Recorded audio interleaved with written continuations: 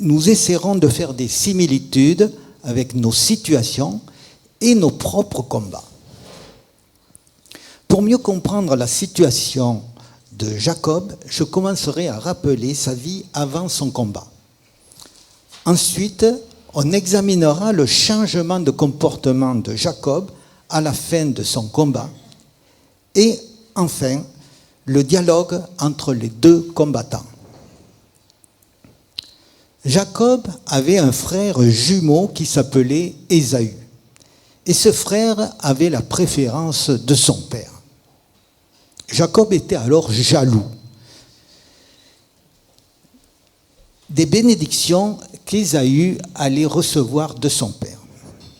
Lorsque son père était devenu vieux et aveugle, il organisa le moment de donner à Ésaü la bénédiction. Et c'est alors que Jacob, avec la complicité de sa mère, se présenta devant son père et le trompa en se faisant passer pour son frère.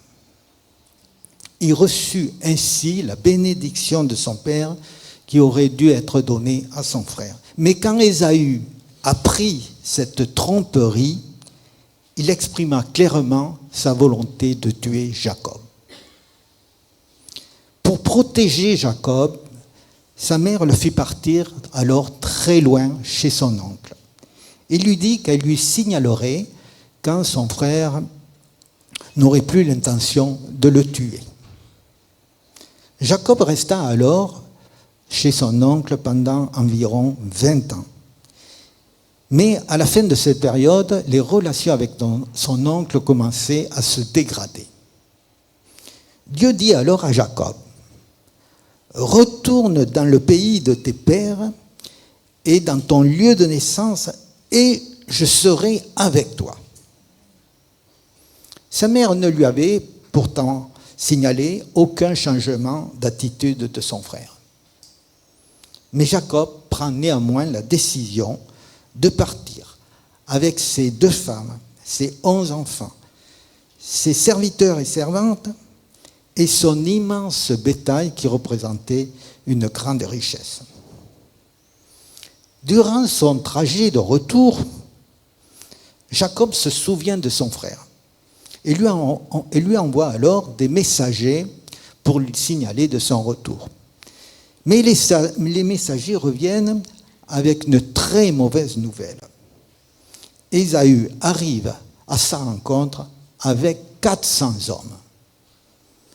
Jacob ressent alors une profonde angoisse.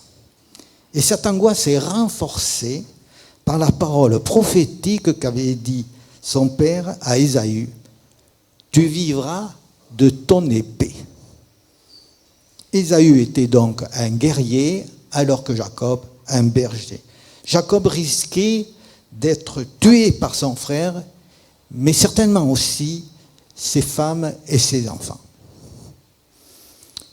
Quelle leçon pouvons-nous tirer pour nous-mêmes de cette première partie de la vie de Jacob? Ne pouvons-nous pas conclure que nos mauvaises actions finissent toujours par nous rattraper? Jacob aurait pu envoyer à son père, à son frère, ses regrets pour ces diverses tromperies. Mais il n'avait rien fait. Il avait certainement étouffé sa conscience et maintenant, en conséquence, il ressentait une profonde angoisse face à cette situation terrifiante. Il ne faut pas croire que le temps finit par régler le passé.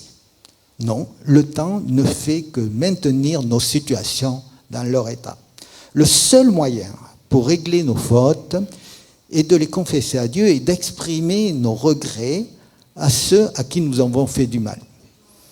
Mais ce n'est pas facile, car il faut que notre orgueil soit brisé. Face à ce grand danger à l'approche de son frère, Jacob établit alors un plan militaire, un stratagème pour se protéger. Il sépare en 2 camps tout son convoi, de telle manière que si Ésaü commence par attaquer un camp, l'autre camp aura le temps de fuir. Si Jacob se place à l'arrière, il pourra ainsi sauver sa vie. De plus, Jacob décide d'envoyer en avance de nombreux cadeaux à son frère pour essayer de l'apaiser et de l'amadouer. Bien évidemment, face à une telle situation, Jacob fait une prière à Dieu pour qu'il le délivre d'une attaque de son frère. Mais le fait de maintenir son convoi en deux camps montrait que Jacob avait davantage confiance en son plan qu'en la puissance de Dieu. Jacob arrive à une rivière et de l'autre côté, pas très loin, il y a certainement son frère avec ses 400 hommes. Jacob fait traverser cette rivière à tout son convoi, mais lui, il préfère rester seul pour la nuit. Et c'est là que Jacob va avoir un combat. Non contre son frère, mais contre quelqu'un d'autre, un inconnu. Nous allons maintenant lire le texte de ce combat qui se trouve dans Genèse 32, verset 25. Jacob resta seul. C'est alors qu'un homme lutta avec lui jusqu'au lever du jour. Voyant qu'il n'était pas vainqueur contre lui, cet homme le frappa à l'emboîture de la hanche. Celle-ci se déboîta pendant qu'il luttait avec lui.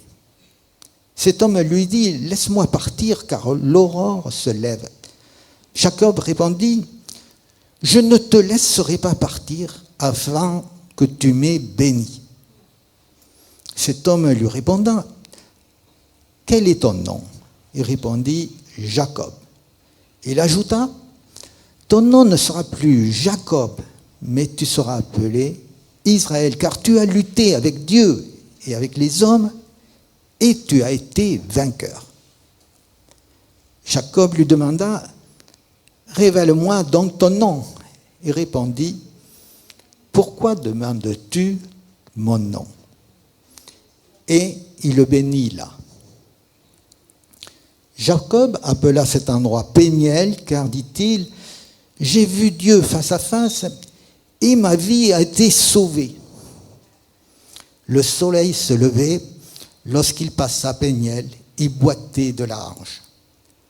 Voilà pourquoi aujourd'hui encore les Israélites ne mangent pas le tendon qui est à l'emboîture de la hanche, parce que Dieu frappa Jacob à l'emboîture de la hanche au tendon.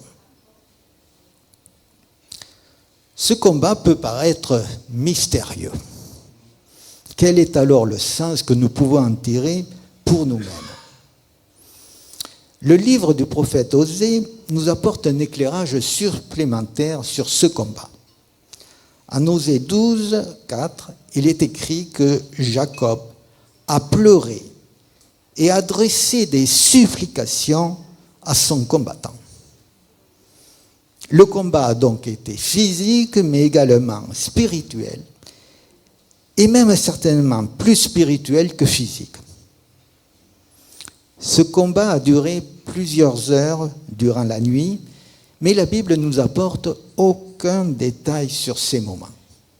En revanche, il nous rapporte des informations sur ce qui s'est passé au lever du jour. Et nous allons donc analyser ces informations, car elles nous sont certainement utiles. Il est précisé que l'homme qui combattait avec Jacob n'avait pas le dessus sur lui. Et c'est alors décidé de le frapper. Et sa hanche a été déboîtée. Le combat ne pouvait donc que se poursuivre par terre, corps à corps. Et rendait la situation encore plus difficile pour Jacob. Mais cette blessure avait une autre conséquence très grave. Le plan de Jacob d'avoir formé deux camps n'avait plus de sens, car il ne pourrait plus courir et donc prendre la fuite de son frère. Jacob n'avait donc aucun moyen humain de se protéger de son frère. la situation devenait encore plus terrifiante et angoissante. Que va faire alors Jacob? Autant que cela peut paraître étrange, il s'accroche à son combattant et l'empêche de partir. Normalement, quand on est blessé, on laisse partir son combattant. Et Jacob fait l'inverse et demande à son combattant de le bénir. Jacob a discerné dans son combattant la capacité de le sauver de cette situation et non pas de l'anéantir. Ce discernement va entièrement changer le comportement de Jacob. Mais quel était ce combattant pour que Jacob puisse discerner cette capacité de le sauver? L'auteur de la Genèse dit que c'était un homme. Le prophète Osée dit que c'était un ange et Jacob dit qu'il a vu Dieu face à face. Y a-t-il une contradiction entre ces trois déclarations? Je ne crois pas. Et je vous explique pourquoi.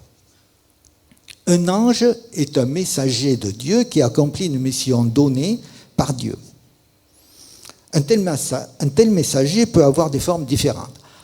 Avoir des ailes, comme souvent représenté sur les tableaux artistiques, mais peut être tout simplement un homme à qui Dieu a confié une mission bien particulière.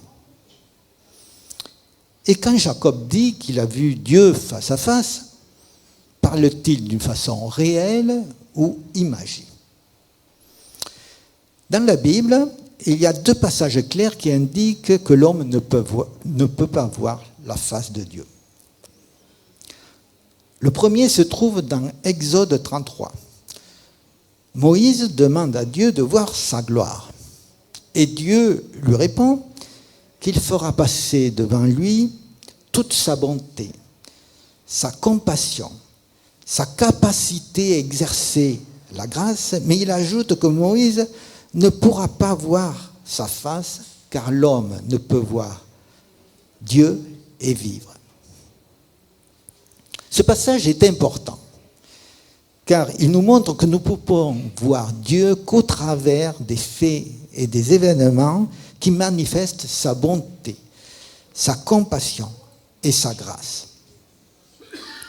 Cette idée est confirmée dans l'évangile de Jean au 1er chapitre. Il est dit que personne n'a jamais vu Dieu, seul Jésus, qui est dans l'intimité du Père, est celui qui l'a fait connaître. Jacob, durant ce combat, n'a donc pas vu réellement la face de Dieu, mais il a discerné que Dieu pouvait lui manifester sa bonté et sa grâce. Jacob parlait certainement d'une façon imagée comme nous parlons des fois, comme nous disons des fois. J'ai vu la main de Dieu dans telle circonstance. Dans la réalité, nous ne voyons pas la main de Dieu, mais nous discernons seulement qu'au travers des circonstances, Dieu est intervenu. Jacob a ainsi discerné la bonté et la grâce de Dieu au travers de ce combat, alors que pourtant il était sérieusement blessé. Voilà la foi de Jacob à la fin de ce combat. Il n'a pas focalisé ses pensées sur sa blessure et ses graves conséquences sur le plan humain, mais au contraire, il a concentré ses pensées sur la capacité de Dieu à lui montrer sa bonté et sa grâce. Ce comportement de Jacob est vraiment remarquable et il a été déterminant pour tout le reste de sa vie. Dans le résumé que Jacob fait de ce combat, il dit « J'ai vu Dieu face à face et ma vie a été sauvée. » Ma vie a été sauvée, ce qui peut être traduit aussi par « mon âme a été délivrée ». Quelle belle déclaration! Mais de quoi sa vie a été sauvée et où son âme délivrée? Serait-ce de son angoisse de rencontrer son frère? Peut-être. Mais n'aurait-il pas été délivré de son manque de confiance envers Dieu? Car jusqu'à présent, Jacob voulait tout contrôler dans sa vie, en utilisant ses propres moyens. Jacob avait toujours voulu la bénédiction, mais jusqu'à présent, il avait essayé de l'obtenir par la ruse et par des tromperies. Maintenant, il discerne que la bénédiction vient seulement de Dieu et qu'il ne faut pas chercher à la lui voler, mais qu'il faut tout simplement lui demander avec ténacité et faire confiance dans la réalisation de son plan d'amour. Jacob a ainsi donné plus d'importance à sa vision de Dieu, que Dieu pouvait être bon, plutôt qu'à sa blessure qui cassait pourtant son plan humain de protection. Cette attitude de Jacob peut-elle être un exemple pour nous? Chacun de nous a des blessures plus ou moins grandes suivant les personnes. Peut-être la perte d'une personne chère. Peut-être une déchirure affective. Peut-être une maladie incurable ou une infirmité. Peut-être une perte d'emploi. Peut-être un célibat non désiré. Ou peut-être tout simplement un découragement lié à notre propre nature que nous traînons et qui nous fait souffrir. Mais ne pouvons-nous pas essayer de voir plus loin que nos blessures? Essayer de regarder à l'horizon si nous ne voyons pas se dessiner le plan de Dieu, un plan de bonté et de grâce envers nous. Même si nous ne voyons rien, ne pouvons pas essayer de garder en nous l'idée que notre Dieu est bon et rempli de grâce. C'est dans cette situation d'extrême détresse que la foi de Jacob commença vraiment à se développer et à se manifester. Il a ainsi réalisé que le seul moyen de s'en sortir était de faire entièrement confiance en Dieu. Une question quant à nous. Nos échecs et nos détresses ne peuvent-ils pas être une occasion de s'accrocher à Dieu? Ces circonstances si difficiles ne participent-elles pas à nous faire vraiment progresser dans la foi de Dieu? Voici 2 versets qui expriment cette idée. Invoque-moi au jour de la détresse, je te délivrerai et tu me glorifieras. Quand il m'aura mis à l'épreuve, je sortirai pur comme l'or. À la fin du combat, Jacob a demandé la bénédiction, mais cette bénédiction ne lui fut donnée qu'après un dialogue entre Jacob et le messager. Nous allons maintenant examiner ce dialogue. Le messager demande à Jacob son nom, alors que certainement il le savait. Mais pourquoi cette question? Dans la réalité, le nom de Jacob signifiait usurpateur, voleur et trompeur. Et ce nom reflétait bien ce que Jacob avait été jusqu'à présent, en trompant son père, son frère et même son oncle. Le fait de dire son nom obligeait Jacob à réaliser ce qu'il était réellement. C'était une sorte de confession de sa propre nature. En ce qui nous concerne, ce que nous devons faire pour être bénis par Dieu, c'est commencer à confesser nos péchés. Dieu pourra par la suite nous transformer vraiment si nous croyons en lui. En réponse à cette foi, où Jacob finit par s'accrocher à Dieu, il lui demande sa bénédiction, Dieu décide de changer le nom de Jacob. il s'appellera dorénavant Israël. Dans ce mot Israël, il y a deux racines hébraïques qui sont Dieu et lutte. Ce n'est pas une lutte contre Dieu, mais c'est une lutte qui continue, avec cette fois-ci l'aide de Dieu. Dans la Bible, les changements de nom que Dieu attribue sont toujours pour refléter un changement profond de la personne. Et dans le cas de Jacob, le changement se manifestait par cette nouvelle profonde foi en Dieu. Quand nous avons eu la foi en Dieu, Dieu n'a pas changé notre nom, mais il a changé notre statut. Nous ne sommes plus considérés comme des créatures rebelles, mais nous sommes devenus des enfants adoptifs de Dieu.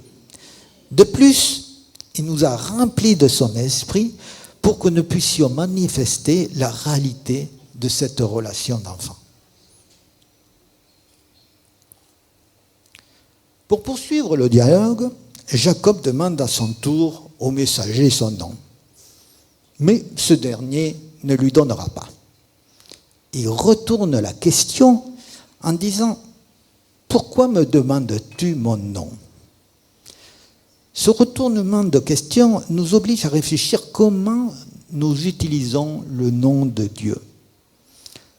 En Exode 20, il est dit, ce commandement, « Tu n'utiliseras pas le nom de Dieu à la légère. » Utilisons-nous le nom de Dieu pour chercher à réaliser nos plans humains ou au contraire pour l'honorer et l'adorer? Maintenant, je vous propose de prendre un peu de recul par rapport à ce combat de Jacob et d'examiner les événements qui ont suivi à court terme et à très long terme pour savoir si Jacob avait eu raison de faire confiance en Dieu. Pour rencontrer son frère, Jacob décida de se mettre en tête du convoi et non à l'arrière. De plus, il se prosterna à terre 7 fois devant son frère. N'est-ce pas la bonne attitude à avoir après avoir péché envers quelqu'un? L'humilité est toujours ce qu'il convient. Dieu s'occupera du reste, et c'est ce qu'il a fait en réalité. En effet, Ésaü ne manifesta pas un esprit de vengeance, mais embrassa directement Jacob, et les deux pleurèrent ensemble. Ne peut-on pas voir l'intervention de Dieu dans cette rencontre? Pourquoi Ésaü serait-il venu accompagné de 400 hommes si son intention initiale n'avait été que d'embrasser son frère? Jacob discerna dans cette rencontre l'intervention de Dieu et le déclara même à son frère. Quel était le meilleur plan? Celui de Jacob, qui pour se protéger avait formé 2 camps au risque d'entraîner la mort de l'un, ou celui de Dieu qui était une réconciliation avec des embrassades, et ceci sans aucun combat. Peu de temps après, Dieu avait promis à Jacob que sa bénédiction se prolongerait à toute sa descendance et formerait une nation. Quand on considère ce peuple d'Israël, il me semble évident que ce peuple a eu l'aide de Dieu. Ce peuple a traversé beaucoup de circonstances qui auraient dû normalement l'anéantir et le détruire. Mais ce peuple subsiste encore. Dieu veut aider ce peuple, mais il faut néanmoins que ce peuple recherche en vérité, lui demande sa bénédiction et lui fasse confiance. Pour finir ce message, nous allons examiner la déclaration qui est dite à Jacob à la fin du combat. Le messager lui dit « Tu as lutté avec Dieu, et avec les hommes, et tu as été vainqueur. Quel est le sens de vainqueur dans cette circonstance? Alors que Jacob est profondément blessé et que l'autre combattant n'a rien. Peut-on être plus fort que Dieu? Évidemment que non. En réalité, Jacob est arrivé à mettre entièrement sa confiance en s'accrochant à Dieu, en s'accrochant à lui pour recevoir la bénédiction. Et c'est cette attitude qui le rend vainqueur. Il est vainqueur sur lui-même en s'accrochant à Dieu. Voulons-nous aussi être vainqueurs? Demandons alors à Dieu sa bénédiction en s'accrochant à lui, quelles que soient les circonstances que nous traversons. Ayant aussi cette foi en la bonté, à la grâce de Dieu qui se manifesta au travers du sacrifice de Jésus. Je termine sur ce verset. La victoire remportée sur le monde, c'est notre foi. Qui donc est vainqueur du monde? N'est-ce pas celui qui croit que Jésus est le Fils de Dieu?